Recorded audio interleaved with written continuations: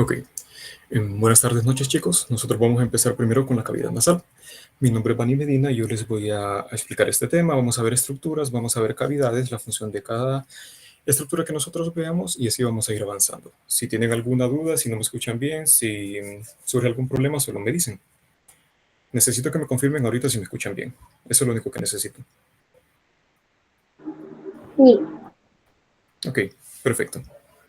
Entonces, vamos a empezar con cavidad nasal. Lo básico de cavidad nasal, ¿qué es? Primero, pues es una estructura la cual nosotros tenemos como primer origen para el sistema respiratorio. Esta es la parte más superior del tracto respiratorio y contiene los receptores olfativos. Estos son espacios alargados con forma de cuña con una base inferior grande y un vértice superior estrecho. Como tal, nosotros siempre hemos suponido, o supuesto, mejor dicho, disculpen, el hecho de que es cavidad nasal. Sin embargo, no es cavidad nasal, son cavidades nasales. ¿Por qué?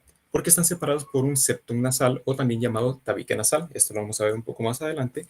Y como tal, podemos empezar diciendo que sus límites anteriores son las narinas y las posteriores son las coanas. ¿Qué son estos? Estas son las aberturas que tiene la nariz, o más específicamente la cavidad nasal. Las narinas son los que nosotros conocemos normalmente como agujeros nasales o fosas nasales, y las coanas son los que conectan la nasofaringe con la cavidad nasal. Pasando a lo siguiente, pues aquí tenemos un poco de los ejemplos de lo que vamos a ver el día de hoy. Aquí está el tabique nasal, que es el que divide en dos cavidades nasales. Y aquí tenemos los cornetes, el cornete superior, medio e inferior. Esto ya lo vamos a ver en las siguientes diapositivas, pero tenemos que empezar hablando sobre las cavidades nasales estructurales. Dicho de otra manera, vamos a ver las estructuras que conforman cada una de ambas, tanto la pared lateral como la pared medial. Primero, como pared medial, tenemos en la parte posterior dos huesos. Tenemos el hueso etmoides, específicamente el accidente óseo de la lámina perpendicular, que es este verde que vemos aquí, y el segundo es el hueso vomer, que es este de aquí abajo. Como anterior, o la porción anterior, tenemos el cartílago del tabique nasal, que ese es el nombre. Estamos viendo aquí todo el septum nasal está conformado por estas tres estructuras. También tenemos algunas pequeñas contribuciones del hueso nasal, del maxilar, del esfenoides y el palatino. Entonces, pasando con lo siguiente, este es un poco más complejo porque estamos viendo la parte de la pared lateral. En este tenemos más estructuras, tenemos más huesos, más diferentes tipos de cartílagos y los vamos a ver aquí mismo. Entonces, en la parte ósea tenemos primero el hueso etmoides con los accidentes óseos del laberinto etmoidal, el cornete superior, medio y apófisis fusiforme. Recordemos que aquí estamos viendo de la forma lateral. Vamos a ver la forma superior o el techo, vamos a ver el suelo. Entonces, hay unas estructuras que vamos a ver un poco más adelante. Entonces, en el caso del cornete superior y el cornete medio son accidentes óseos derivados del hueso etmoides. Sin embargo, el cornete nasal inferior no es derivado del etmoides ni de ningún otro hueso. Este puede ser pregunta de examen, que la pregunta es: ¿cuál es el hueso independiente de la cavidad nasal? El cornete nasal inferior. Entonces, también tenemos el hueso maxilar en su pared medial, tenemos el hueso esfenoides en la lámina pterioidea medial, que es en la parte posterior, como podemos ver aquí, el hueso lagrimal, que es la pared medial, y el hueso palatino en su lámina perpendicular. En el caso de los cartílagos, en la pared lateral tenemos los cartílagos laterales, estos de aquí, tenemos el cartílago alar mayor y los cartílagos alares menores, que están ubicados en esta zona. Entonces, pasando después con el suelo y con el techo de la cavidad nasal, tenemos en el suelo tejidos blandos de la nariz, el hueso maxilar, más específicamente la apófisis palatina, y el hueso palatino en la lámina horizontal. En el caso del techo tenemos en su porción anterior, estamos viendo en esta sección de aquí, tenemos el hueso frontal o la espina nasal en esta sección de aquí. Tenemos los huesos nasales, esta sección que es en un tono como morado, y en el caso del cartílago tenemos los alares mayores, que también forman parte del techo. En el caso de la parte posterior tenemos en el ámbito óseo el esfenoides con su superficie anterior, el ala del vomer, que es esto de aquí, la lámina medial de la apófisis pterigoidea en esta zona de acá, con su apófisis vaginal, que la apófisis vaginal, su función es mantener o darle rigidez al tabique nasal, o sea, darle una mejor estructura o un mejor arraigamiento. Entonces, pasando con el siguiente, tenemos los cornetes nasales y los senos paranasales. ¿En qué consisten estos? Los cornetes nasales son unas extensiones o protuberancias del hueso etmoides, y el otro que les mencioné, el cornete nasal inferior, es una prolongación de sí mismo, o sea, un hueso independiente. ¿Cuáles son las funciones de los cornetes nasales? Como tal, las funciones sería abarcar la mayor cantidad de espacio en la cavidad nasal, debido a que si nosotros hacemos la respiración como se tiene que hacer por la nariz, entonces estos son encargados juntos con otras estructuras de humidificar el aire, de calentarlo para que éste no pueda hacer las laceraciones en lo que va después del conducto respiratorio, ya sea para la tráquea, ya sea para los bronquios y todo lo que sigue a continuación. Tenemos también los senos paranasales. En el caso de los senos paranasales son 4. Tenemos los frontales, los maxilares, las celdías etmoidales y tenemos los esfenoidales. Esto ya lo vamos a ver en la siguiente diapositiva y aquí los tenemos. Entonces, ¿qué son los senos paranasales? Primero son cavidades llenas de aire ubicadas dentro de los huesos que rodean la cavidad nasal. Estos aquí podemos apreciar en la parte superior los frontales, que son del hueso frontal. Cada uno de los senos paranasales es su nombre derivado del hueso en el que se encuentra. Entonces, tenemos aquí los huesos maxilares o los senos paranasales maxilares. En la parte posterior encontraríamos los etmoidales, que vamos a pasar aquí para que los vea este de aquí. Este es el seno esfenoidal. Entonces, volviendo, ¿cuál es la función de estos? Pues están revestidos primero por una mucosa respiratoria que es ciliada y secreta moco. Esa es la función principal, la secreción de moco para evitar que el aire pueda influir en las laceraciones en el sistema respiratorio. Tenemos que son abiertos en las cavidades nasales, están inervados por ramos del nervio trigémino y tienen la función de calentamiento de aire, humidificación, mejora de resonancia vocal, protección, entre otras. Ahora, los cornetes nasales dan otras estructuras que se denominan meatos nasales y también el receso esfenoetmoidal. ¿Qué son los meatos? Los meatos son las cavidades que se encuentran entre estos cornetes. Los dividimos en meato nasal inferior, medio, superior y en la parte superior de todo esto tenemos el receso esfenoetmoidal. Cada una de estas tiene una función diferente, pero al final todas convergen en una misma. ¿Cuáles serían? En el caso del meato nasal superior, en esta zona de aquí, es donde va a drenar las celdías etmoidales posteriores, porque las celdías se dividen en diferentes lugares que lo vamos a estar viendo. En el caso del meato nasal medio, tenemos en esta zona de aquí, que drenan el seno maxilar, el seno frontal y las celdías etmoidales anteriores. Aquí hay algo que destacar. Si podemos apreciar en esta zona de aquí, tenemos algo que se le denomina hiato semilunar. ¿Qué es el hiato semilunar? Ese es el lugar donde van a desembocar los senos que ya mencioné anteriormente, pero que está conformado por la bulla etmoidal y por la apófisis unciforme del hueso etmoides. En el caso del meato nasal inferior tenemos que aquí es donde va a desembocar el conducto nasolagrimal, que eso lo vamos a ver en conjunto cuando veamos la parte de ojo. Y en la parte posterior tenemos el receso esfenoetmoidal. ¿Cuál es la función? Es el lugar de drenaje del seno esfenoidal. Algunas veces vamos a ver que en el caso del seno esfenoidal no va a ser solo la secreción en esta zona de receso, sino que también puede ser en el meato nasal superior, pero eso va dependiendo de cada una de las personas. Entonces, pasando de esto, tenemos las vías de entrada a la cavidad nasal. Estos son los lugares donde entran las arterias, donde entran los nervios, las venas, donde entran todas las estructuras que podemos observar dentro de la cavidad nasal. Entonces, primero tenemos la lámina cribosa, que es esta zona de aquí. ¿Cuál es la función de la lámina cribosa? Principalmente sería dejar que pasen las fibras del primer par craneal, como lo tenemos aquí, que sería el nervio olfatorio. Aquí se encuentra en la parte superior, que ya lo vamos a ver, el bulbo olfatorio, y aquí en esta zona, a través de esta lámina cribosa, pasan los filetes olfatorios.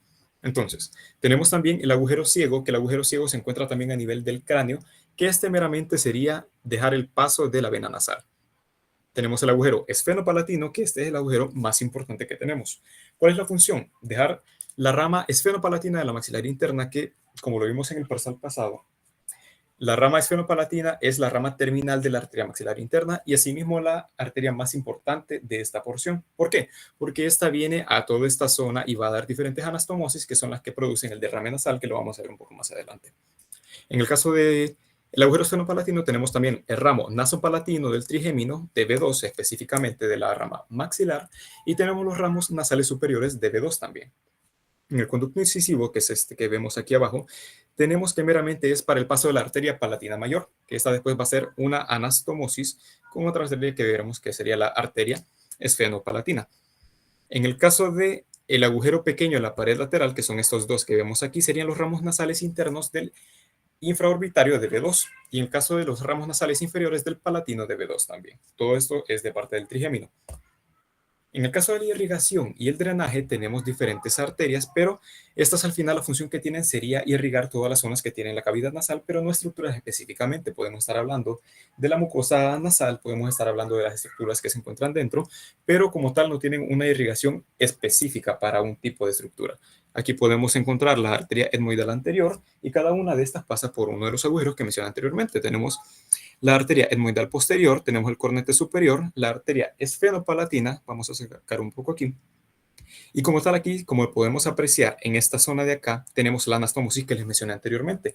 ¿Cuál es la función de esta anastomosis? Pues es propensa a hemorragias nasales. Pero también las arterias tienen una función importante, que sería, como mencioné anteriormente, el calentamiento del aire a la hora de hacer una inspiración, porque el recorrido del oxígeno, en el caso de la nariz, sería por el meato nasal inferior. ¿Por qué? Porque en términos de eficiencia, cuando nosotros hacemos una inspiración de manera pasiva, esto va a recorrer el cornete nasal inferior, dicho de otra manera, el meato nasal inferior. Cuando estamos haciendo una respiración que es un poco más acelerada, cuando hacemos ejercicio, por ejemplo, vamos a utilizar también el meato nasal medio. Ya cuando es una respiración forzada, vamos a utilizar el meato nasal superior. Y así, respectivamente, hasta que lleguemos a la zona donde están los filetes olfatorios. Entonces, aquí tenemos la arteria esfenopalatina que sale del agujero esfenopalatino. Y aquí está lo que les mencioné, la anastomosis entre la arteria palatina mayor y la arteria esfenopalatina. Aquí tenemos el drenaje venoso, que también consta de lo mismo, básicamente. Tenemos la vena nasal del agujero ciego, que va a ir por el seno longitudinal superior, que eso ya lo vimos en el parcial pasado. Y también tenemos los drenajes de los senos cavernosos en la cavidad craneal. Pasando al último tema de esto, de cavidad nasal, tenemos inervación. En el caso de la inervación, tenemos, como les mencioné aquí, el bulbo olfatorio, que eso es del primer par craneal. Entonces, esta zona que vemos aquí son los filetes olfatorios, que son los encargados de la recepción del olor que nosotros percibimos. Estos pueden degradarse o pueden hacer isquemia, pero se vuelven a reconstruir. Tenemos aquí el nervio etmoideo anterior, que este inerva, disculpen, lo que les mencioné de estructuras, como pueden ser los tejidos blandos de la cavidad nasal, y tenemos el agujero esfenopalatino, donde salen los nervios nasales laterales posteriores superiores y otros nervios aquí cuya función sería lo mismo que mencioné anteriormente. En el caso de cuando hablamos de la pared medial sería básicamente lo mismo, a diferencia de que estos se van a llamar ramos septales. Tenemos el ramo septal del nervio olfatorio, tenemos el ramo septal del nervio etmoideo anterior, así sucesivamente. Aquí tenemos el nervio nasopalatino. Como tal, estas serían las cosas que se hablarían sobre la cavidad nasal. No sé si alguno tiene dudas sobre el respecto. Entonces estoy abierto a dudas. ¿Cuál era el hueso independiente? El hueso independiente sería el cornete nasal inferior. Usualmente nosotros tendemos a confundirnos debido a que aquí también, como les mencioné, está el vómer.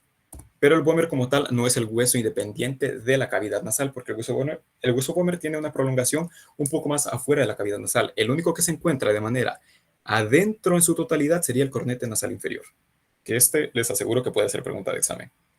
¿Alguna otra pregunta que tenga?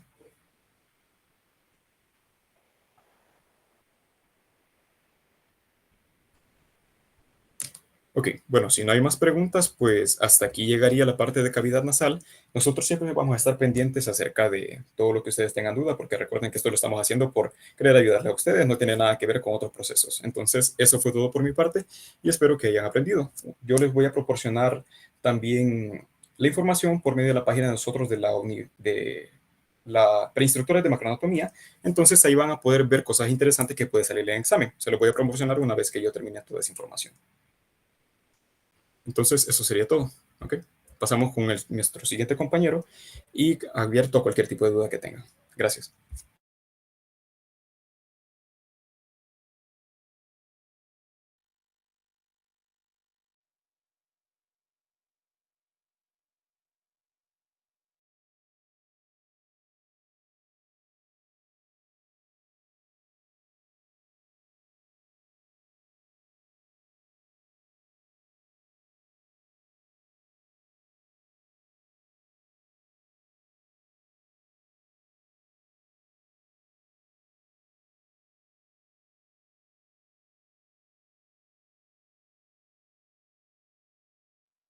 Bueno, buenas noches, chicos.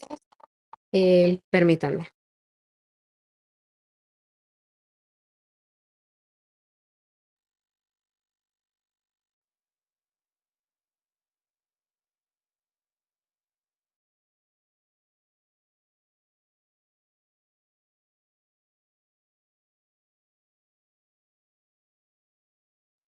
Hoy sí. Buenas noches a todos. Antes que cualquier otra cosa, quiero que me confirmen si pueden ver mi pantalla y se me pueden escuchar bien. Sí, Ok, listo. Bueno, entonces mi nombre es Ana Gabriela Huití y vamos a continuar con este repaso, este segundo repaso del tercer parcial. Vamos a estar hablando en este momento de la cavidad oral, reiterándoles que en cualquier momento, si surgen dudas, si hay algo que no quedó claro, ustedes pueden con todo el gusto del mundo dejar su comentario o encender su micrófono y hacernos saber cuál es su duda. Estamos aquí para ayudarles. Entonces, la cavidad oral, vamos a empezar. Esta se encuentra debajo de las cavidades nasales. Yo sé que es algo un poco obvio hasta cierto punto porque pues todos estamos familiarizados con esta parte del cuerpo, pero también cabe mencionar las funciones de la cavidad oral que son pues la abertura del sistema digestivo en el que colaboran las secreciones de las glándulas salivales para la destrucción de la comida y para su luego procesamiento en el resto de las estructuras del sistema digestivo.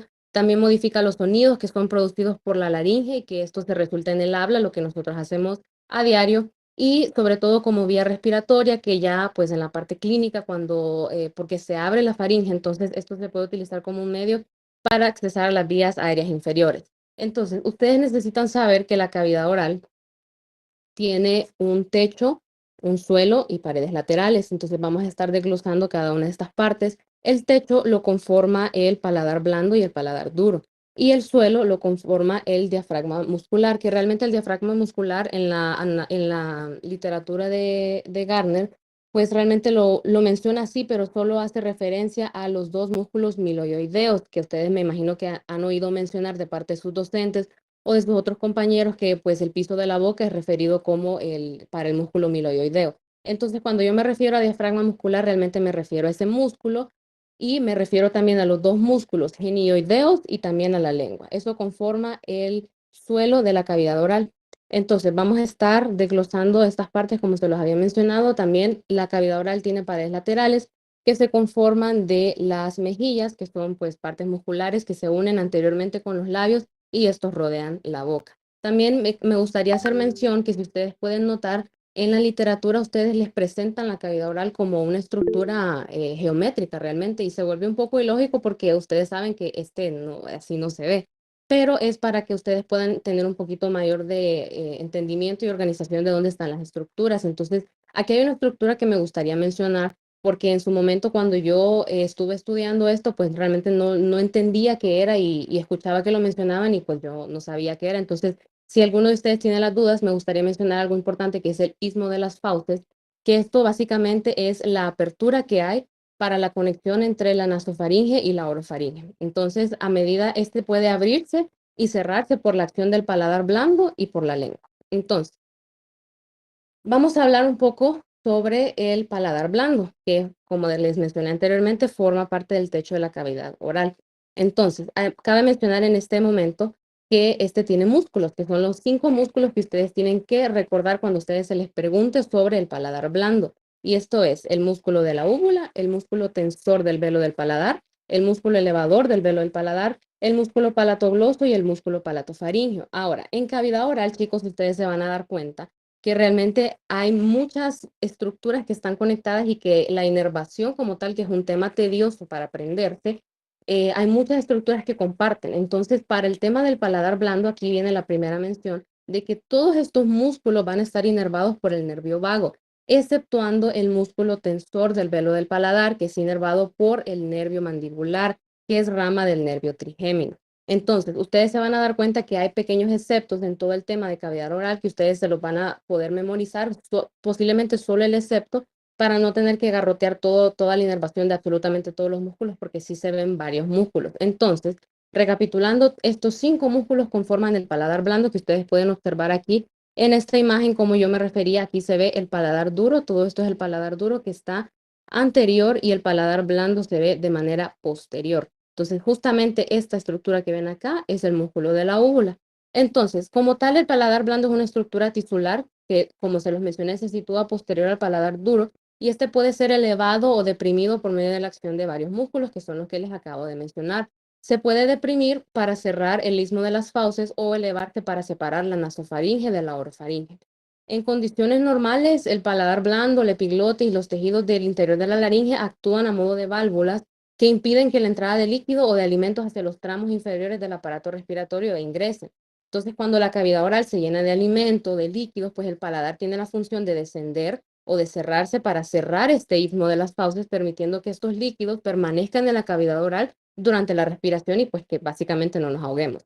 Entonces, en la deglución, el paladar actúa a modo de válvula para asegurar que el tránsito adecuado de alimentos desde la cavidad oral hasta el esófago se pueda dar. Ahora, hablando de los músculos, así muy a grosso modo, porque realmente ustedes solo se los tienen que aprender, el tema de la inervación sí es muy importante, pero sus nombres como tal les dan a ustedes automáticamente la función de estos músculos. El tensor del velo del paladar, como su nombre lo dice, pues tensa el velo del paladar y también se encarga de abrir la trompa auditiva o de Eustaquio. El elevador del velo del paladar, también su nombre lo dice, estos son como los dos más obvios, eleva el paladar blando por encima de su posición normal. Cabe recalcar que este es el único músculo de todos los músculos del paladar blando que tiene esa función de elevar el paladar por encima de la posición normal en la que se encuentra. Ahora, el músculo palatofaringeo deprime el paladar blando y eleva la faringe y mueve el arco palatofaringeo. Entonces, algo bonito de esto es que estos se encuentran muy relacionados porque como ustedes ven, el tensor y el elevador están directamente relacionados con el velo del paladar y el palato gloso y el palato faríngeo van a tener exactamente la misma función.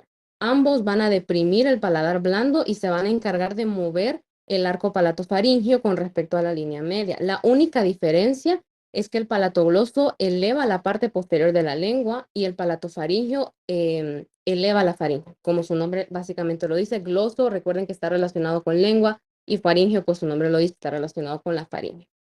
Ahora, siguiendo con el paladar duro, realmente el paladar duro no hay mucho que decir, es la estructura que separa la cavidad oral de las cavidades nasales y lo único que me interesa que ustedes sepan y manejen como la palma de su mano del paladar duro es esto siguiente que está por acá, que este está formado por la lámina palatina del hueso maxilar y la lámina maxilar del hueso palatino. Ahora, yo sé que esto suena como un trabalenguas, pero en mis tiempos yo me lo aprendí como solamente uno. Si ustedes saben que la lámina palatina del hueso maxilar forma el paladar duro, automáticamente se van a saber cuál es la otra porque literalmente solo es al inverso.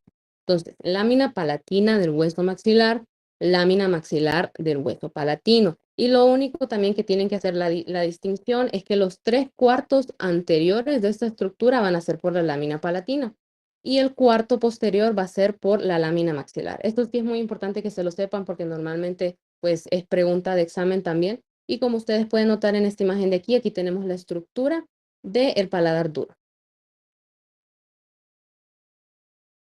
Ahora, también muy a grosso modo, solo para conocimiento de ustedes, la irrigación, el drenaje venoso y la inervación del paladar también son cuestiones que se las pueden llegar a preguntar, entonces manéjenlo no tan detalladamente, pero sí sépanlo y realmente es algo un poco obvio dado por su nombre, porque como ven, la irrigación del paladar, el paladar en general, ¿verdad? No distinción de blando y duro, sino que el paladar en general, su irrigación va a estar dada por las ramas palatinas. Entonces tenemos la rama palatina mayor, que viene de la arteria maxilar, la rama palatina ascendente, que viene de la arteria facial, y la rama palatina solamente, que viene de la arteria faringe ascendente. Y todas estas, la maxilar, la facial y la faringe ascendente, como ustedes ya posiblemente manejen, son ramas de la arteria carótida externa.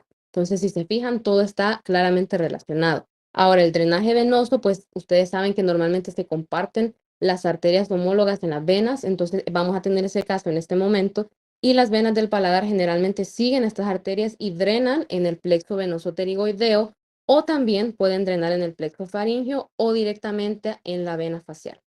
Ahora, la inervación del paladar va a estar dada por estos 3 nervios, que igual su nombre se los indica, nervio palatino mayor, nervio palatino menor y nervio nasopalatino.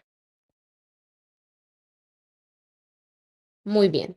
Entonces vamos a continuar con los músculos del grupo oral, que estos son encargados de mover los labios y la mejilla. Entonces aquí pueden tener un resumen de todos los músculos que sí son parte de los músculos de la expresión facial, pero como nos estamos eh, haciendo mención solamente de la cavidad oral, pues solamente le vamos a hacer mención de estos de aquí.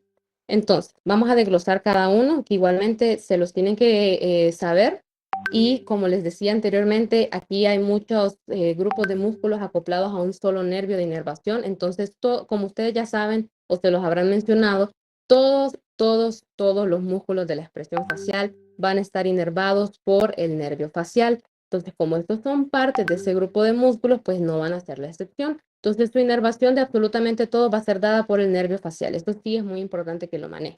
Ahora, vamos a ir desglosando un poquito de la función de cada uno de ellos, que igual muchos de ellos tienen el nombre que les indican a ustedes, pues, cuál es su función. Entonces, la literatura de Gardner, si no me equivoco, separa estos músculos en un grupo superior y en un grupo inferior, haciendo mención más que todo a los grupos que están más superficiales y los que están más profundos. Entonces, para que nos podamos ubicar y tener una organización anatómica. Entonces, empezando con el músculo risorio, que como su nombre también las alusión, este participa en la producción de la risa. Y es un músculo muy delgado y muy superficial que se extiende de la comisura de la boca siguiendo una dirección superior, que las fibras se traccionan en el ángulo de la boca lateral y hacia arriba. Esa es la función de este músculo. Luego tenemos el músculo orbicular de la boca, que como su nombre también lo indica, que es este músculo que ustedes pueden ver por acá. Aquí está el músculo risorio, que es este que tiene como una vueltita. Después viene el músculo orbicular de la boca, que este rodea la boca por completo y se inserta en la piel. Y la contracción de este músculo estrecha la hendidura vocal y aproxima los labios. Esa es la función. Luego tenemos el músculo elevador del labio superior, que ese lo podemos ver por este lado de acá, es este músculo que está aquí, que se profundiza el surco que ya está entre la nariz y el ángulo de la boca en la expresión de tristeza. Este se origina en el hueso maxilar justo craneal al agujero infraorbitario y sus fibras normalmente se mezclan con el músculo orbicular de la boca hasta que se insertan en la piel del labio superior. Luego tenemos el elevador del ala de la nariz y del labio superior, que ese lo vamos a encontrar justamente por acá, este de aquí. No sé si se puede observar muy bien, pero es este que está acá. Es medial al músculo elevador del labio superior y se origina en el hueso maxilar y se inserta en el cartílago alar de la nariz y en la piel del labio superior. Y este también puede contribuir al ensanchamiento de las narinas.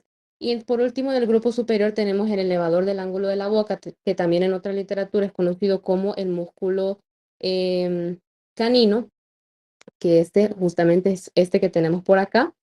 Ese, pues, tiene una situación un poco más profunda y se encuentra cubierto por los otros dos músculos elevadores y también por los músculos cigomáticos. Este se origina en el hueso maxilar y se inserta en la piel del ángulo de la boca y se encarga de elevar la comisura de la boca. Ahora, en el grupo inferior tenemos como, si pueden notar la relación, porque es muy importante que ustedes relacionen las estructuras para que no tengan que solo aprendérselas de memoria, sino que también las comprendan. Entonces, en el grupo superior ustedes pueden ver que están todos los elevadores. Y en el grupo inferior, que ya son los más profundos, están los depresores, que tenemos dos. Entonces, empezando por el depresor del ángulo de la boca, que también es llamado como el triangular de la boca.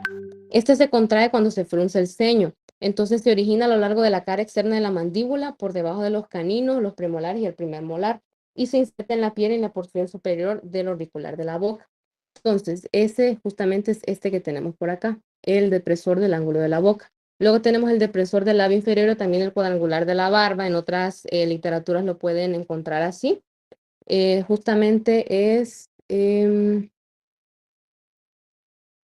este que está acá, depresor del labio inferior. Entonces, este va a tener que se va a originar en la parte anterior de la mandíbula, profundo al depresor del ángulo de la boca, y pues la contracción de este músculo deprime el labio y lo mueve también lateralmente. Luego tenemos el músculo mentoniano, que es este que podemos observar aquí, que pues en ese realmente no hay pérdida, y este ayuda a mantener la posición del labio cuando se está gesticulando, cuando estamos haciendo la acción de beber algo. Es el músculo más profundo de los del grupo inferior y se origina de la mandíbula a los dientes incisivos. Sus fibras se insertan en la piel del mentón y pues este tiene la función de elevar y propulsar el labio inferior y da lugar a la formación de los pliegues en la piel del mentón. Y por último tenemos el músculo buccinador, que es este que ustedes pueden ver por acá, justamente este de aquí, que este músculo pues se localiza en el espacio entre el maxilar y la mandíbula y es profundo al resto de los músculos de la región facial. Entonces, la contracción de este músculo presiona la mejilla contra los dientes, la tensa y ayuda a la masticación, impide la acumulación de alimentos, entre otras funciones. También aquí coloqué los músculos incisivos superior e inferior, que también en la literatura de Garner se los menciona, pero en la literatura de Gray no. Entonces, yo si fuera ustedes me quedaría solamente con estos principales que les acabo de mencionar, y pues este nada más queda como uno extra. Aquí está la tabla por si a ustedes les interesa, bueno, no sé si le quieren tomar captura, también está en su libro de Gray, por si ustedes quieren ver origen, inserción, inervación y pues la función específica de cada uno de los músculos que se los acabo de mencionar. Yo solo se los mencioné así por encima, pero aquí está disponible para ustedes si gustan. Ahora vamos a hablar de la ¿Puede lengua. poner de vuelta, por favor, el cuadro? Sí, con gusto. Tú me avisas cuando ya esté. Ya, gracias. Listo.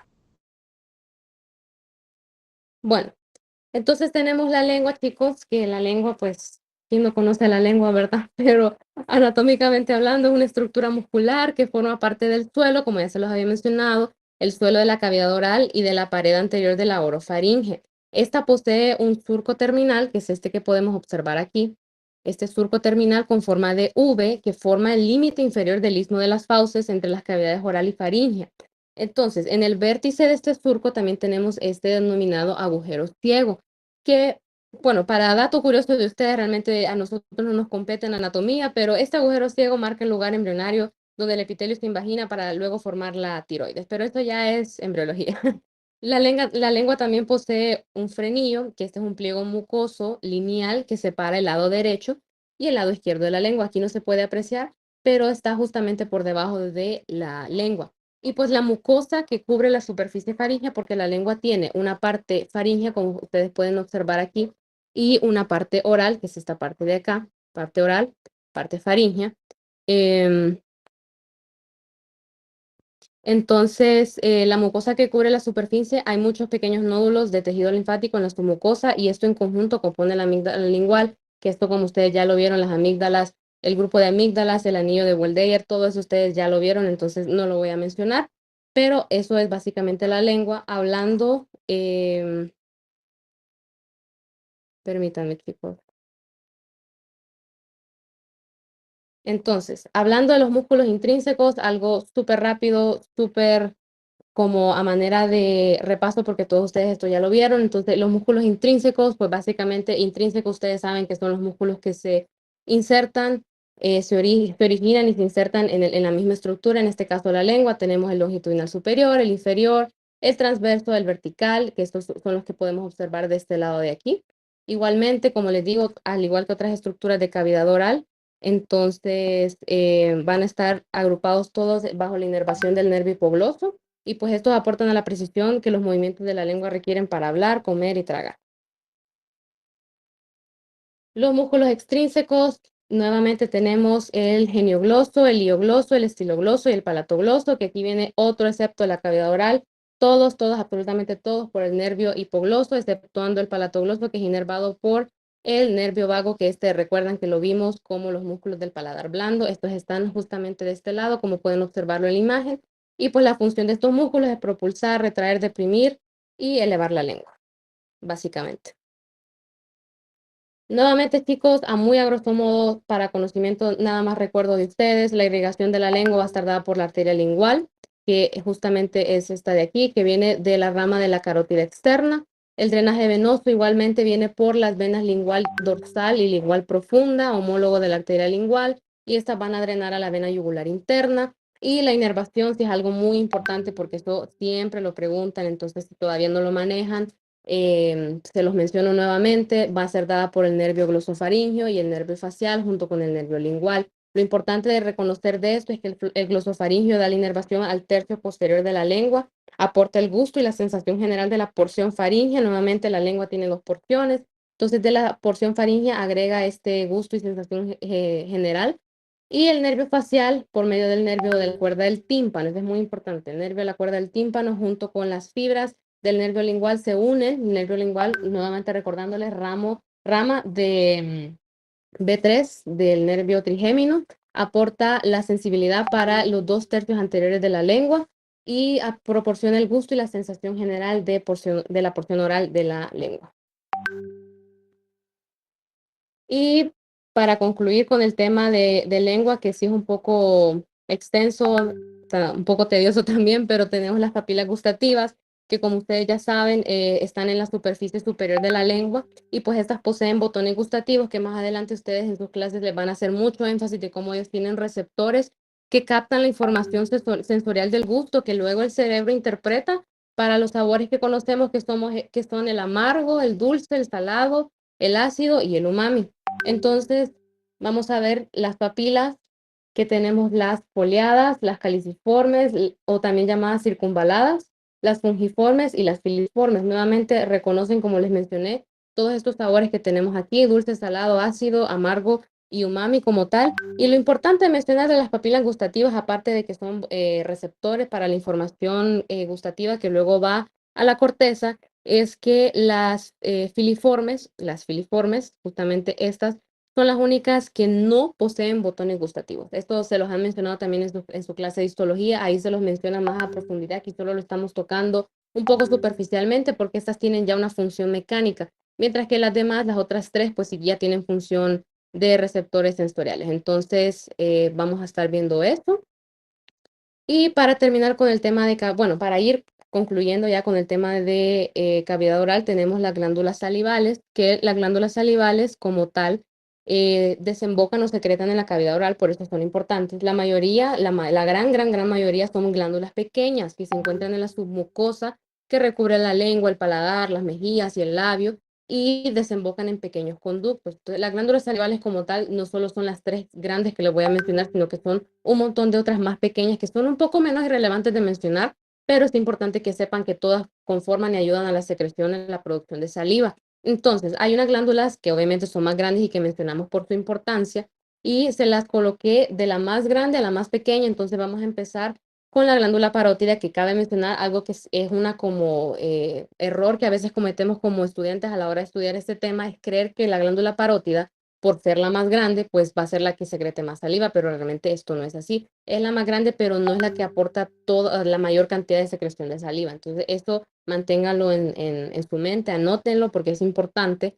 La glándula parótida es la mayor de las tres glándulas pares. Es una estructura amarillenta, lobulada, irregular, que ocupa el espacio entre el esternocleidomastoideo y el maxilar inferior. Se encuentra por debajo del arco cigomático y por delante de la apófisis mastoides. Lo importante, chicos, que necesitamos que ustedes manejen sobre estas tres glándulas salivales es dónde se localizan, pero sobre todo y muchísimo más importante, cómo se llama el conducto de cada una de ellas, porque esa es pregunta fija de examen, y sobre todo dónde desembocan. Entonces, yo te los mencioné solamente aquí, es lo único que les plasmé en la diapositiva porque es lo que nos interesa que ustedes manejen y que no se confundan. Glándula submandibular o submaxilar es exactamente lo mismo, sépanlo, no se vayan a confundir creyendo que es otra glándula. Submaxilar y submandibular son las mismas, y pues estas son más pequeñas que las glándulas parotidias, pero también son más grandes que las sublinguales. Estas están en la mitad, una parte por arriba y una parte por abajo de la mitad posterior de la base de la mandíbula. Es justamente esta glándula que ustedes pueden ver por acá. Entonces, su conducto se va a llamar el conducto submandibular o el conducto de Wharton. Este va a desembocar su secreción en la carúncula sublingual o el pliegue sublingual al lado del frenillo de la lengua. Recuerden, el frenillo de la lengua divide la lengua en un lado derecho y un lado izquierdo. Y por último, de las glándulas salivales, tenemos la glándula sublingual, que es justamente esta de aquí que pueden observar, que es la más pequeña de las tres que les acabo de mencionar. Esta está por debajo de la lengua, se relaciona por arriba con el pliegue sublingual del piso de la boca, y pues el conducto de secreción es el conducto sublingual mayor o el conducto de Bartolín, y este tira su secreción en el conducto submandibular en la carúncula sublingual. Algo importante que quiero que sepan es que realmente la glándula esta drena a través de numerosos conductos que son muy pequeños, se llaman conductos sublinguales menores, y estos vienen y se abren en la cresta del pliegue sublingual. Entonces, en ocasiones, la parte más anterior de la glándula es la que drena en ese conducto de Bartolín, que justamente finaliza en el conducto submandibular, el anterior que les acabo de mencionar, o en la carúncula sublingual. Entonces, en algunos casos, para ponérselos en palabras sencillas, este drena en el conducto de Bartolín. En otros casos, este drena en el conducto submandibular, en la carúncula sublingual, y en otros casos también pues drena a través de numerosos conductos que como les digo son un poco irrelevantes de mencionar, pero sépanlo que ese es el lugar de secreción. Y bueno, también solo para mencionar, para que ustedes lo sepan, para que lo anoten, la glándula parótida, como ella es la más grande, pues ella es la más exótica, ella necesita su propia irrigación, su propio drenaje, su propia inervación, entonces vamos a tener esa pequeña diferenciación en estas partes, que la irrigación pues de la parótida va a ser dada por ramas de la arteria carótida externa, y ya las otras dos, que son la submaxilar y la sublingual, van a ser irrigadas por ramas de la arteria facial y la arteria lingual. El drenaje venoso sucede lo mismo, la parótida va a ir a las venas que llegan ahí van a ir a drenar a la vena yugular interna y las otras dos a la vena facial y lingual. Y la inervación de esta realmente de todas van a ser dados por ramos del nervio facial que luego se unen a ramos del nervio maxilar y mandibular, pero como les digo, la parótida ella quiere su propia inervación, entonces va a ser dada por fibras que primero viajan por medio del nervio glosofaringio y luego se unen a ramos de B3, que nuevamente es la rama mandibular del nervio trigémino. Y bueno, ya finalizando cavidad oral, mencionando así súper rápido los músculos de la masticación, los dejo con mi compañero para que él pueda continuar este tema.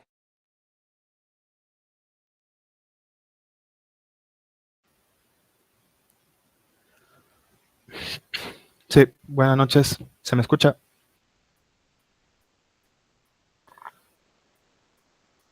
Ok, miro que Sí, sí, se creo que sí escucha. se escucha, ¿verdad? Sí, me están reaccionando, ok. Sí, se Para escucha. terminar con la presentación, les voy a hablar sobre los músculos de la masticación. Entonces, ¿cuáles son los músculos de la masticación? Tenemos que... Ana, puedes pasar de diapo, por favor.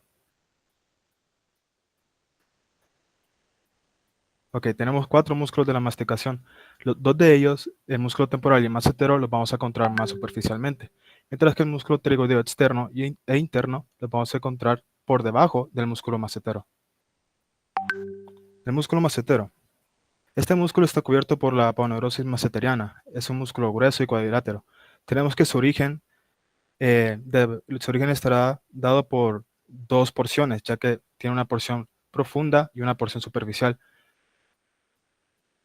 Su porción superficial tendrá el origen en el arco cigomático 2/3 anteriores, y la profunda siempre en el arco cigomático, pero en el tercio posterior del arco. Dejarlo en la siguiente, por favor, para que podamos ver una imagen. Sí, esta imagen que podemos ver arriba muestra el macetero, que la porción superficial es la que se puede ver con mayor amplitud, la más grande, y la profunda es como el triangulito que miramos en esa esquina. Su inserción será en el ángulo de la mandíbula, conocido como tuberosidad maceteriana también. Algo muy importante saber sobre estos músculos es que tienen la misma inervación del mismo nervio, el nervio trigémino, solo que cada músculo tendrá su propia rama. Por ejemplo, el músculo temporal estará inervado por el nervio temporal profundo o nervios temporales profundos, el músculo macetero por el nervio maceteriano y el músculo pterygoideo lateral, medial o externo e interno estarán inervados por el nervio del mismo nombre. Entonces, el externo estará inervado por el nervio del músculo pterygoideo externo y el nervio del músculo pterygoideo interno estará inervando el pterygoideo interno. Es como que no hay pérdida, más bien es el mismo nombre. Entonces, si me preguntan en el examen, si el músculo, por ejemplo, el músculo pterygoideo externo está inervado por el trigémino, pues es correcto. Por eso puede venir un verdadero y falso. Es muy común, ya que nosotros tendemos a confundirnos solamente acordándonos del nombre de la rama del nervio, pero no del nombre del papá de esa rama, por así decirlo. Entonces, bueno, continuando con el siguiente músculo temporal, es el que miramos en la imagen de abajo. Bueno, lo miramos en ambas imágenes, pero en la de abajo podemos verlo con más claridad. Es un músculo muy amplio, se origina en la fosa temporal, en la línea temporal inferior. Se inserta en la articulación temporomandibular, en el disco articular de la articulación. La siguiente. Siendo con los últimos 2 músculos que los considero como más profundos, podemos ver en la imagen de abajo izquierda que ya fueron diseccionados el músculo temporal y el macetero, y parte de la mandíbula para poder ver los músculos tiroideos. Los músculo tiroideo lateral, también encontrado como externo en algunas literaturas, es el que miramos que tiene las fibras tienen una dirección como transversal o casi horizontal, mientras que el medial tiene una dirección hacia abajo, de arriba hacia abajo, que es el que miramos en la imagen derecha. Es un poco más profundo y, bueno, hablando sobre el origen del músculo pterigodeo lateral o externo, tenemos que tiene dos cabezas, cabeza superior y cabeza inferior. La cabeza superior se origina en el ala mayor del hueso esfenoides y la cabeza inferior en la lámina lateral de la apófisis pterigoides. Luego, la cabeza superior se va a insertar en la articulación temporomandibular o disco articular, al igual que el músculo temporal, y la cabeza inferior en la mandíbula, en la apófisis condilar de la mandíbula. Luego, el músculo pterigoideo medial o interno también tiene dos porciones, una superficial y una más profunda. La superficial se origina en la tuberosidad maxilar y la cabeza profunda en la cara medial de la lámina lateral de la apófisis pterigoides y fosa pterigoidea. Ambas cabezas se van a fusionar para insertarse en la tuberosidad tiroidea en la cara medial del ángulo de la mandíbula. Ahora, para terminar, solo les hablaré como de la función, pero en conjunto, ya que estos músculos de la masticación tienen funciones muy específicas y muy importantes de saber, ya que son preguntadas en el examen, pero tienen funciones que se contribuyen entre ellos. Entonces, la primera función, el descenso, luego tenemos la elevación, protusión, retracción, lateralidad y circunducción, que la circunducción es como una función circular, movimiento circular, mejor dicho, en la que van a estar activos todos los músculos. En la primera función, el descenso, el tiroideo externo, digástrico, miloideo, gineoideo, tendrán su mayor activación, y también la gravedad, porque si nosotros estamos en reposo, en descanso, simplemente la gravedad puede bajar la mandíbula. La elevación la estará dando la del temporal, músculo macetero y músculo pterigoideo interno. Siguiendo con la protrusión,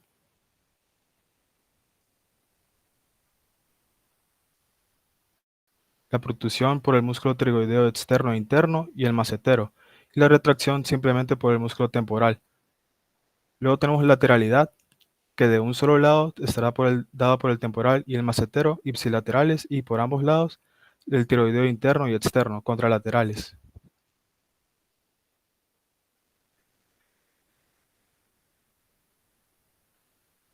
Y bueno, eso ha sido todo de boca.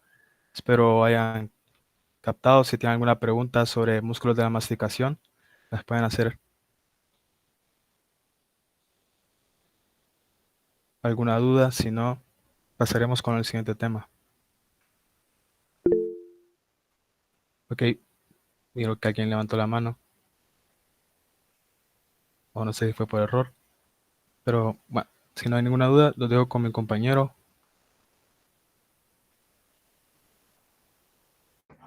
Hola, buenas noches. Disculpa, ¿me escuchan? Sí, sí se escucha. Y la pantalla la pueden ver. Aún no. Ok.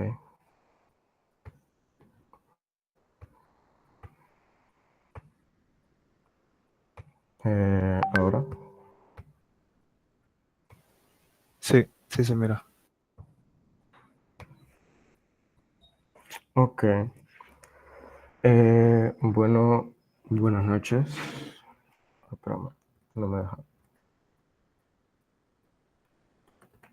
Cambia la diapo.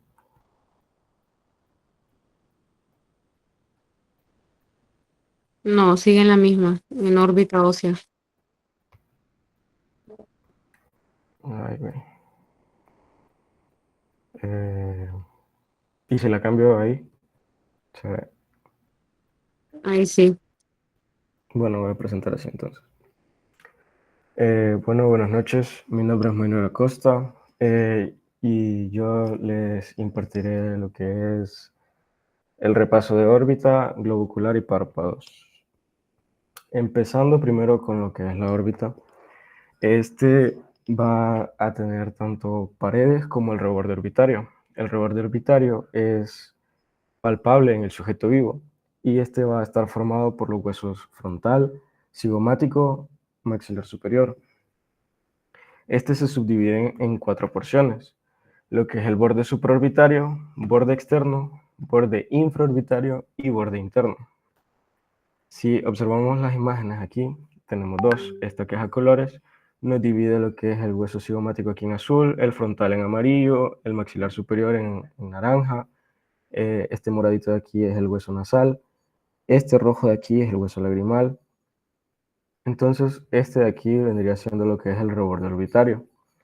El borde supraorbitario va a estar formado por lo que es el hueso frontal y parte del cigomático. Va a tener lo que es el foramen supraorbitario, por el cual van a salir el paquete neurovascular, arteria, vena y nervio supraorbitarios. Luego el borde interno va a estar formado por el hueso frontal, el maxilar superior y el hueso lagrimal. Aquí vamos a tener un pequeño ensanchamiento en lo que es el hueso lagrimal, por el cual va a insertarse o donde se va a ubicar el saco lagrimal. Más adelante le voy a explicar cuál es la función del saco lagrimal. Permítame un momento, por favor.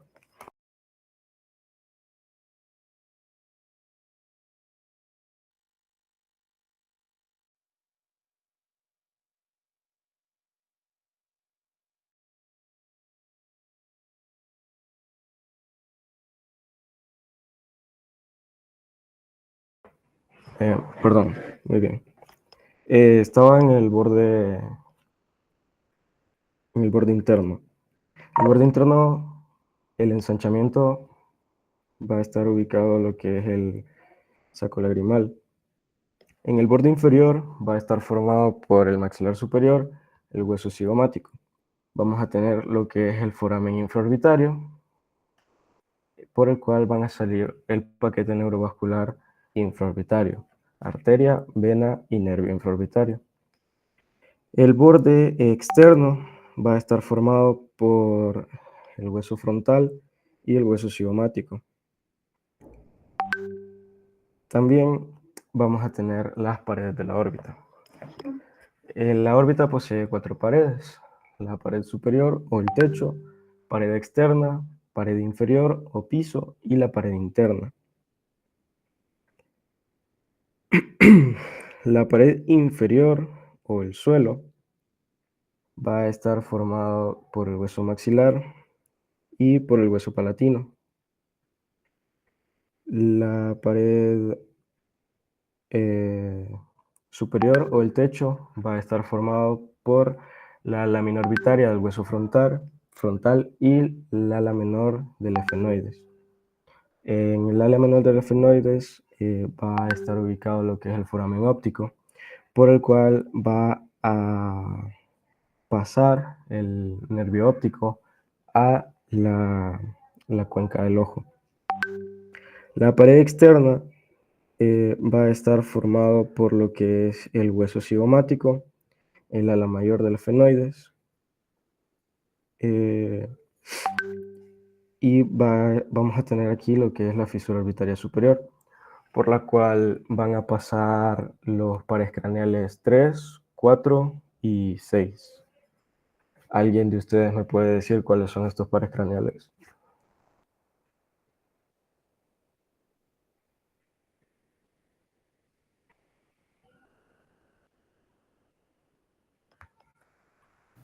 ¿Cuáles dijo?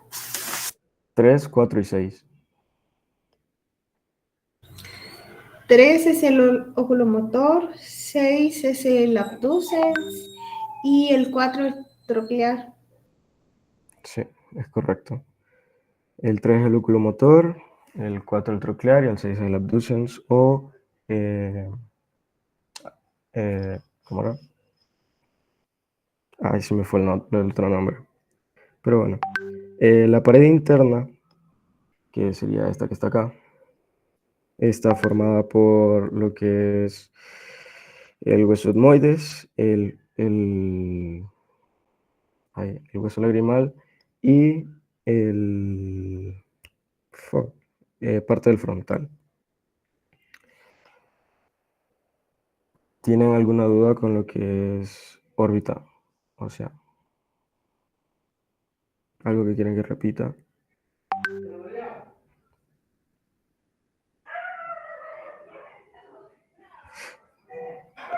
Bueno, si no es así, voy a continuar hablándoles un poquito sobre el nervio oftálmico.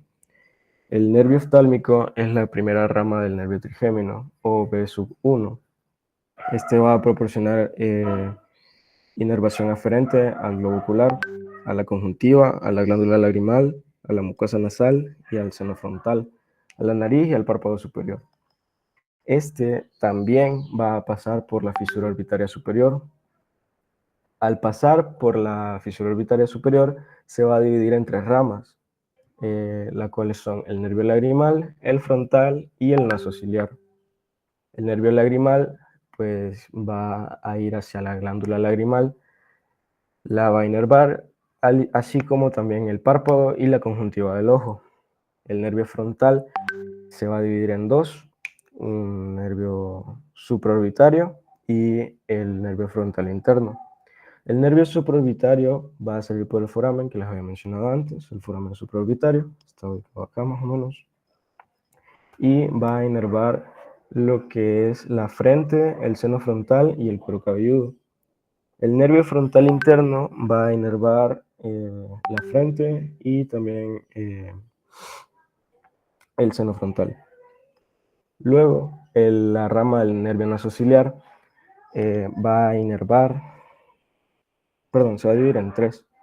La comunicante del ganglio oftálmico, que el ganglio oftálmico está ubicado un poquito más adelante del anillo tendinoso común, que es de donde se originan los músculos extrínsecos del ojo. También va a tener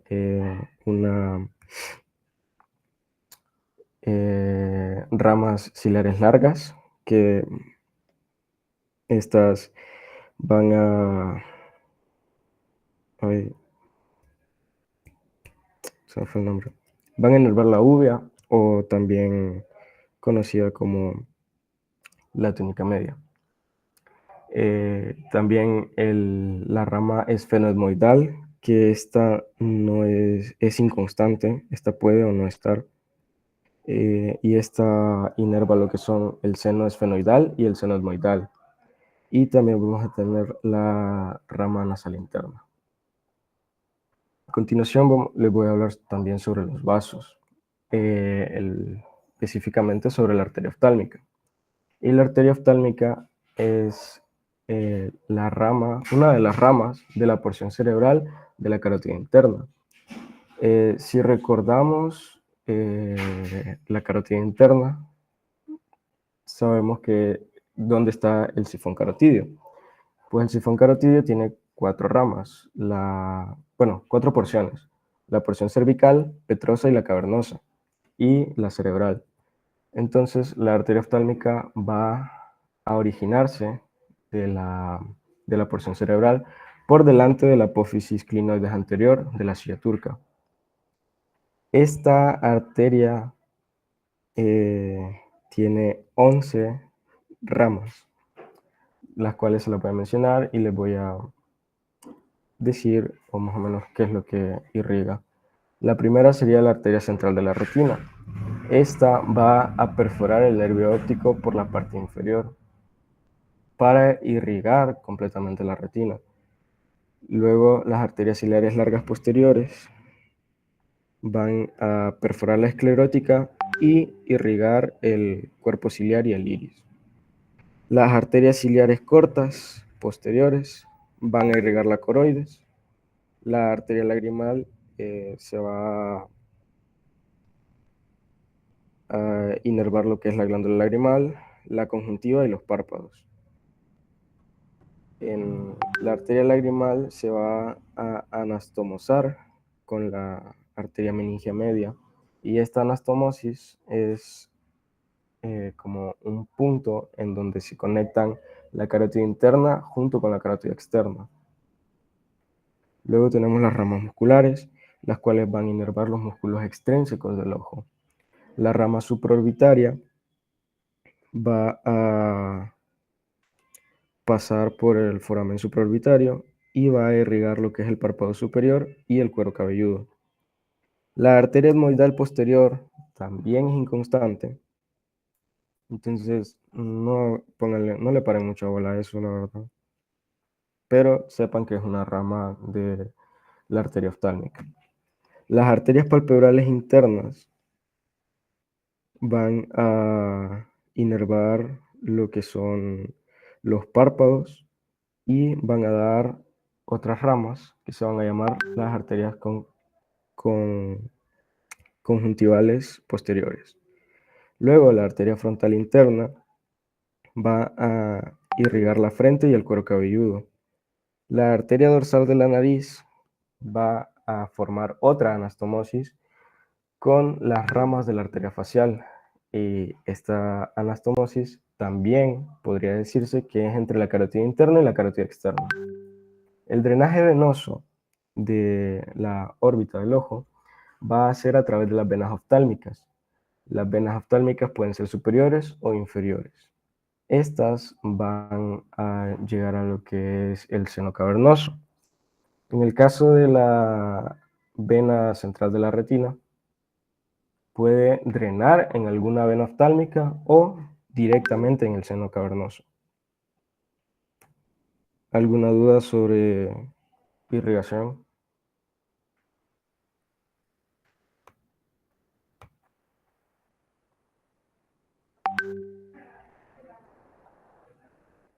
No. Bueno, continuando con los músculos oculares, tenemos que son 6, 4 rectos y 2 músculos oblicuos. Los rectos les había mencionado que se originan en un anillo tendinoso común. Esta imagen es la mejor que pude haber encontrado, pero está más o menos por aquí. Este se va a ubicar delante de lo que es el foramen óptico y la fisura orbitaria superior. Los rectos van a ser recto superior, recto inferior, recto interno o medial y el recto externo o lateral. Por otra parte, los músculos oblicuos, en el caso del oblicuo superior, se va a originar en el efenoides. Y el inferior se va a originar en la parte inferior anterior de la órbita. Estos 6 músculos se van a insertar en lo que es la esclerótica del globo ocular. Y pasando con lo que es la función, este cuadro está sacado del libro de Gardner. Es el capítulo 55 y tengo 2 imágenes de lo que son pues, los músculos. En esta podemos ver lo que es una vista anterior del ojo derecho. Podemos ver lo que son los rectos, el recto superior, en este caso este es el lateral y este es el medial, el inferior y el oblicuo inferior, el elevador del párpado y el oblicuo superior también. Característica del oblicuo superior es que posee o su tendón atraviesa una parte en la parte superior interna de la órbita llamada tróclea, también se le llama polea. Por ahí va a pasar el tendón de este músculo y se va a insertar en la esclerótica. Este detallito les puede servir a la hora del práctico más que nada para poder orientarse, al igual que la posición de los tendones de los músculos oblicuos, ya que siempre van a tener como la curvatura hacia adentro. No sé si me explico. O sea, el tendón... Ay, puta. El tendón siempre va a ir hacia el lado de la nariz, porque es ahí donde está la tróclea. Entonces, eso les ayuda a diferenciar entre derecho e izquierdo. Ahora, las funciones de los músculos, el recto superior va a encargarse de la elevación, del globo ocular, el recto lateral de la abducción, el recto inferior del descenso del globo ocular, y el recto medial se va a encargar de la aducción. El oblicuo mayor se va a encargar de lo que es la torsión interna y el recto inferior de la torsión externa. ¿Tienen alguna pregunta con los músculos?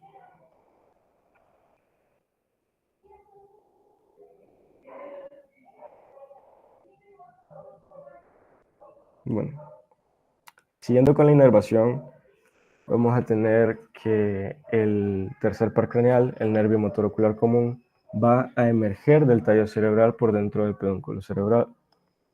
Este va a perforar la dura madre y va a salir, o sea, va a perforar la dura madre por fuera de la apófisis clinoide posterior, siempre de la silla turca, y este se va a dividir en una rama superior y una rama inferior. El motor ocular común va a inervar todos los músculos extrínsecos del ojo, a excepción del oblicuo superior y el recto interno. La rama superior va a inervar el recto superior y el elevador del párpado, mientras que la rama inferior va a inervar el recto interno, el recto inferior y el oblicuo inferior. Cabe aclarar que el origen, es decir, o sea, cuando digo que emerge del tallo, estoy hablando del origen aparente. Para los que no llevan neuro, en caso de que hayan individuos morfos, el origen aparente es el que se ve macroscópicamente cuando sale el nervio del encéfalo. En el caso del núcleo real, del origen real, perdón, se refiere al núcleo de dicho par craneal. Siguiendo con el nervio patético troclear, este va a emerger o tener su origen aparente por la cara posterior del tallo cerebral, por debajo del colículo inferior. Este va a inervar el oblicuo mayor. El motor ocular externo va a emerger directamente del tallo cerebral y va a inervar el recto externo. Ahora me voy a pasar a lo que es el globo ocular como tal. El globo ocular va a constar de 3 túnicas: una túnica fibrosa externa, una túnica vascular media y una túnica nerviosa interna. A la túnica nerviosa interna también se le conoce como retina. La túnica fibrosa externa va a comprender la córnea y la esclerótica. Y la túnica media, la coroides, cuerpo ciliar e iris. Y la retina va a comprender toda la porción nerviosa del globo ocular. En este caso vamos a hablar sobre la córnea, que es la porción transparente de la túnica del ojo. Es la más externa, precisamente de la túnica externa, y es donde ocurre la mayor parte de la reflexión del ojo. Esta es avascular y está inervada por el nervio oftálmico, que es la primera rama del nervio trigémino. Por otra parte, la esclerótica es la parte posterior de la túnica externa. Es el lugar de inserción de los tendones de los músculos oculares extrínsecos y la parte posterior es perforada por el disco óptico. Esta también comúnmente se le conoce como la parte blanca del ojo. Aquí podemos observar la córnea, que pues sería esta parte de aquí. Sería transparente, y luego la esclerótica, que sería lo blanco. Continuando con la túnica media, es la que comprende la coroides, que sería la capa que reviste la esclerótica, la cual contiene las células pigmentarias, las arterias, las venas y los capilares. El cuerpo ciliar se define como un engrosamiento de la túnica vascular. Esta va a unir la coroides con el iris. Aquí va a contener el músculo ciliar y los procesos ciliares, los cuales van a ser los encargados de secretar o producir el humor acuoso. Y el iris va a estar situado delante del cristalino, alrededor de la pupila, delimitando la misma. Y este iris va a servir como divisorio de dos espacios que hay entre la córnea y el cristalino. De la córnea al iris va a estar ubicada la cámara anterior. Esta va a estar llena de humor acuoso. Y del iris al cristalino va a estar la cámara posterior, también llena de humor acuoso.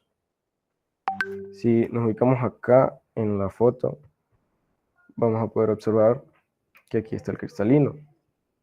El iris, pues, es la parte que tiene color de nuestro ojo, es la parte pigmentada, podría decirse. Y del iris al cristalino estaría la cámara posterior, y del iris a la córnea estaría la cámara anterior, ambas llenas de humor acuoso. Por último, la túnica nerviosa interna, también conocida como la retina, es donde se ubica la mácula. Toda la retina está cubierta por células fotorreceptoras, que son los conos y los bastones. Los conos nos ayudan a ver a colores y los bastones a ver en tonos de grises, escalas de grises. La mácula está ubicada en la porción temporal de la córnea. En el centro de ella vamos a encontrar la fóvea central, que es el punto de mayor agudeza visual. También vamos a encontrar el disco o la papila óptica, que se le llama punto ciego comúnmente, y es la porción que no es sensible a la luz. ¿Por qué? Porque se compone nada más de fibras del nervio óptico, de los axones. Entonces no tiene fotorreceptores, por lo que no puede llevar el impulso que genera la onda de luz. Los medios de refracción del ojo tenemos que son la córnea, el humor acuoso, cristalino y el cuerpo vítreo. El cuerpo vítreo está después del cristalino, que sería la parte del líquido que recubre la retina, en donde se va a encontrar el humor vítreo. Sería más o menos en esta parte de acá.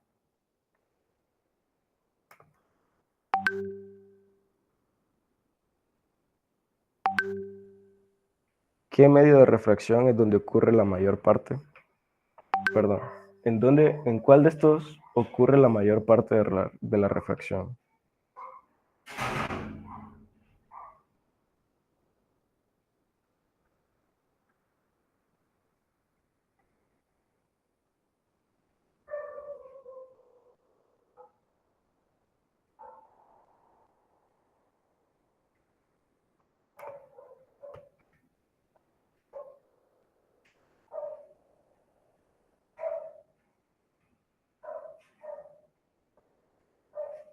Bueno, es en la córnea. Se los había mencionado antes también. En la córnea ocurre la mayor parte de la refracción de la luz al momento de ingresar en el globo ocular. Si llevamos lo que es una onda de luz hacia la retina, vamos a ver que el rayo de luz va a llegar primero a la córnea. De la córnea va a pasar a la cámara anterior, que está llena de humor acuoso. Luego va a pasar lo que es por la pupila, el iris y la cámara posterior, también llena de humor acuoso. Va a llegar al cristalino, del cristalino va a llegar al cuerpo vítreo, el humor vítreo, y va a llegar directamente a la retina. En el caso de que sea por ejemplo, que estemos leyendo algo en donde necesitamos enfocarnos, va a llegar a la mácula y a la fóvea. La fóvea, les repito, es el punto de mayor agudeza visual. Y luego este impulso va a ser transmitido hacia el cerebro por medio del nervio óptico. ¿Tienen alguna duda con las partes del ojo?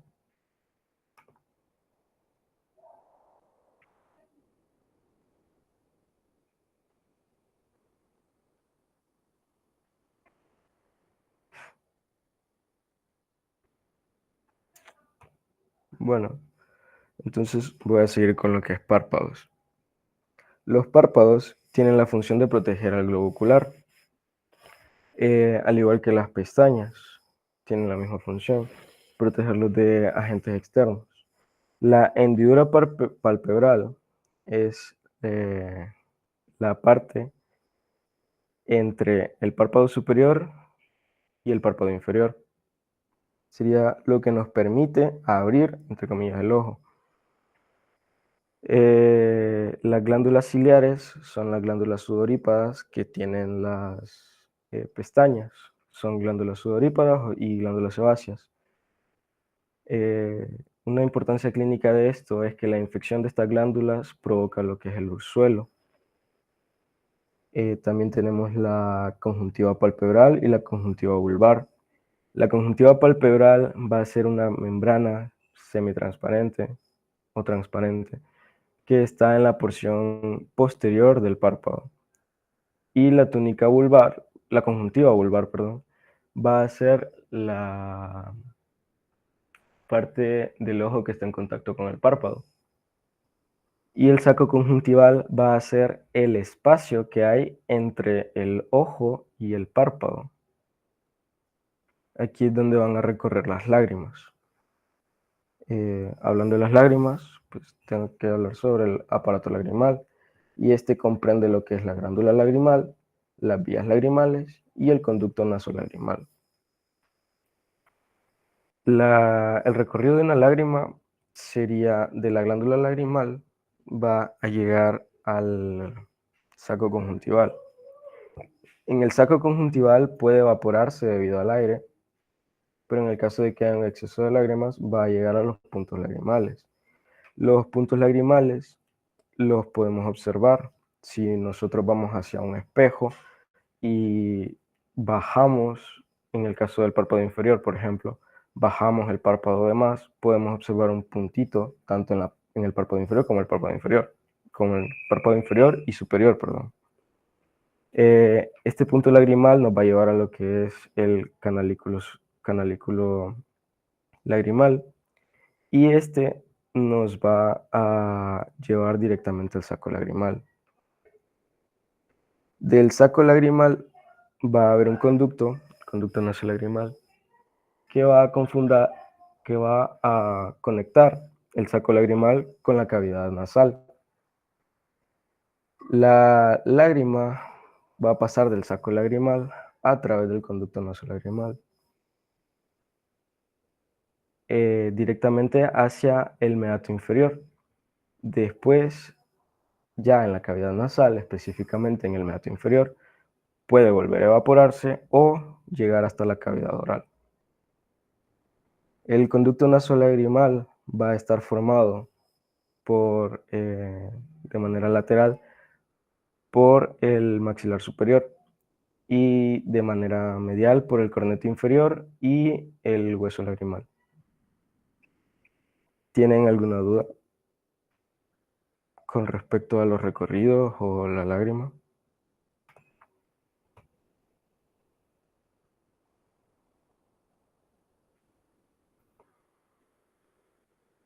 No. Bueno, en ese caso habría terminado mi parte, lo dejaría con mi compañero.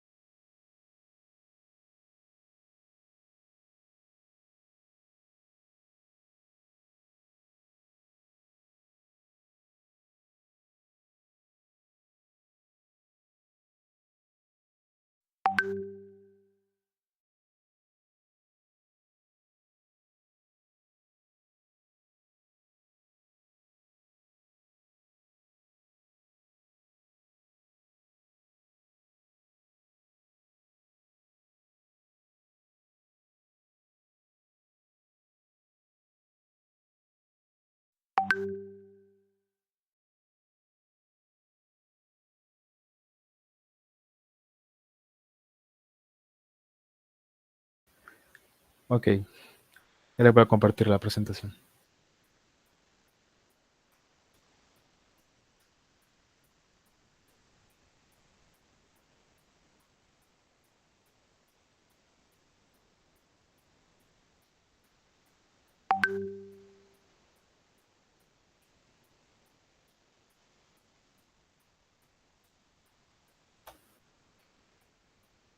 Bueno, creo que ya se mira, ¿verdad?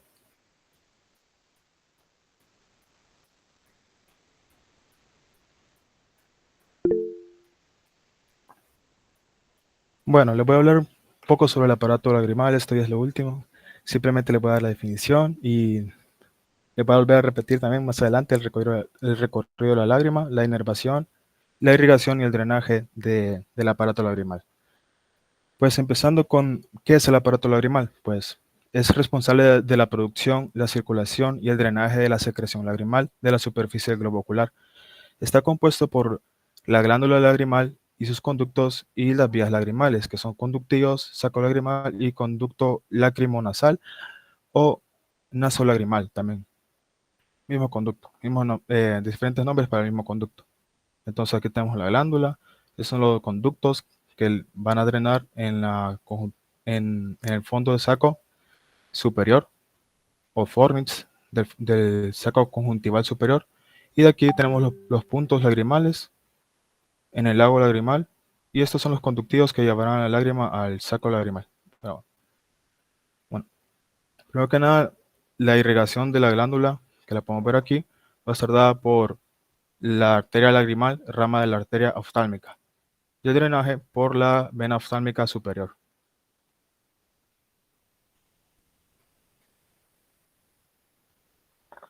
Ok.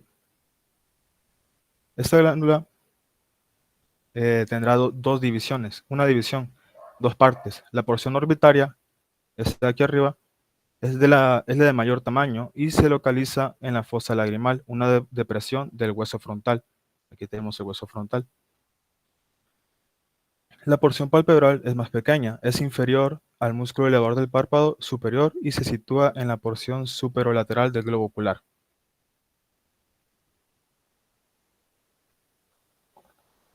Las secreciones glandulares se drenan a través de numerosos conductos. Estos de aquí, que no sé si logran ver, son conductos pequeños que van a drenar hacia la región lateral del fornix conjuntival superior. Bueno, luego la secreción lagrimal se acumula medianamente en el lago lagrimal. Ah, aquí se encuentra el lago lagrimal. En el punto lagrimal vamos a encontrar la abertura a través de la cual penetra la secreción lagrimal en los canalículos, o también conocidos como conductivos lagrimales, que los canalículos son estos dos, uno arriba y uno abajo. A ver, sí. Luego de los canalículos se dirigen al saco lagrimal, y donde se encuentran las crestas lagrimales anterior y posterior. Se encuentra entre las crestas lagrimales anterior y posterior, por detrás del ligamento palpebral medial y anterior a la porción lagrimal del músculo orbicular del ojo. Ahora, la inervación posee tres componentes distintos: la sensitiva, la parasimpática y la simpática. La sensitiva estará dada por las neuronas sensitivas de la glándula lagrimal que regresan al sistema nervioso central a través de la rama lagrimal del nervio oftálmico. La podemos ver aquí en este diagrama, esta es la más superior, nervio lagrimal. Esta será la inervación sensitiva. La inervación parasimpática, o también conocida como secretomotora, ya que las fibras secretomotoras de la fracción parasimpática de la división autónoma del sistema nervioso periférico estimulan las secreciones de la glándula lagrimal. Estas neuronas parasimpáticas preganglionares abandonan el sistema nervioso central a través del nervio facial, pero se dirigen por el nervio petroso mayor, que es esta línea verde, representa las parasimpáticas preganglionares. Una vez aquí en el ganglio pterigopalatino, esta línea pasa a ser naranja, que representa las fibras postganglionares, siempre parasimpáticas. Bueno, si me permiten un minuto. Ya regreso, permítanme.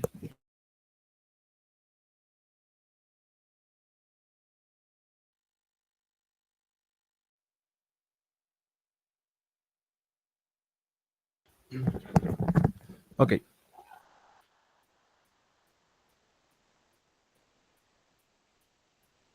Bueno, y por último, la inervación simpática seguirá un camino muy similar a la inervación parasimpática. Entonces, ¿cuál será ese camino? Pues ambos tipos de inervaciones van a llegar al nervio del conducto pterigoideo, este de aquí, pasarán por el ganglio pterigopalatino, luego se continuarán con con el nervio maxilar, y de este saldrá una rama, que es rama del nervio cigomático temporal, que se unirá al nervio lagrimal y llegará a la glándula lagrimal. Entonces, esos son los tres tipos de inervaciones. Se me olvidó mencionar es que la inervación simpática se va a originar en el plexo simpático, que es un plexo que rodea a la arteria carótida interna en el seno cavernoso. Ahora, ¿cuál es el recorrido de una lágrima? Se lo voy a dar como por pasos para que eh, lo tengan anotado y así no se confundan durante el examen. Entonces, todo empieza mediante la producción y secreción por la glándula lagrimal.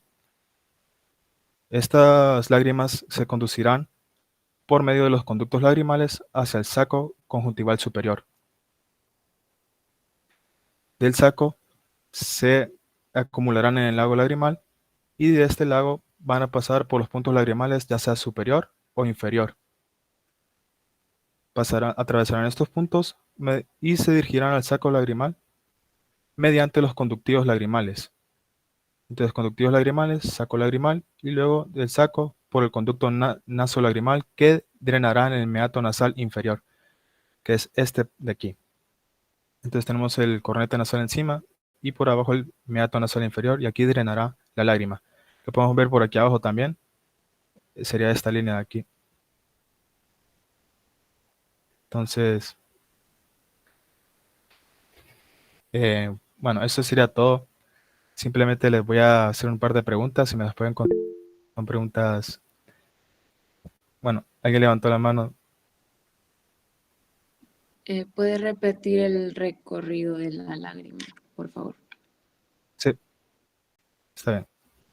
Tenemos la primera, glándula lagrimal, o lo pueden tomar foto también, en un momento. La glándula lagrimal, conductos lagrimales, saco conjuntival superior, luego lago lagrimal, los puntos lagrimales, a los conductivos lagrimales, al saco lagrimal, y luego por el conducto nasolagrimal a la abertura que se encuentra en el meato nasal inferior, aquí.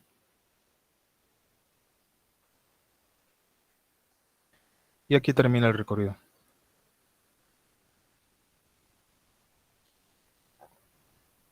Bueno, ¿quién irriga la glándula lagrimal? Arteria oftálmica. Sí, la arteria oftálmica da la rama arterial, la rama llamada arteria lagrimal, y esta irriga la glándula. ¿Y quién la drena? La vena oftálmica superior. Así es, la vena oftálmica superior. Aquí la tenemos. Y la arteria también. Esta de acá.